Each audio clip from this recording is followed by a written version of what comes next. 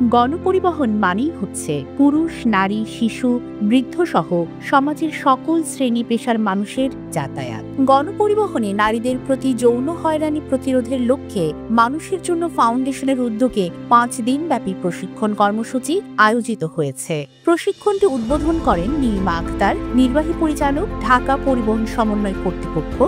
ঢাকা শহরের 161 জন বাস চালক, হেলপার ও কন্ডাক্টর এই প্রশিক্ষণে অংশগ্রহণ করেন। সম্মানিত অভিজ্ঞ প্রশিক্ষক অংশগ্রহণকারীদের গণপরিবহনে যৌন হয়রানি প্রতিরোধে সচেতনতা বিষয়ে গুরুত্ব তুলে ধরেন।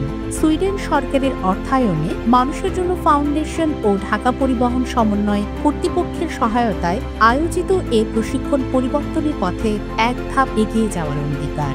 আসুন নারীদের জন্য সবাই মিলে নিরাপদ গণপরিবহন গড়ে তুলি।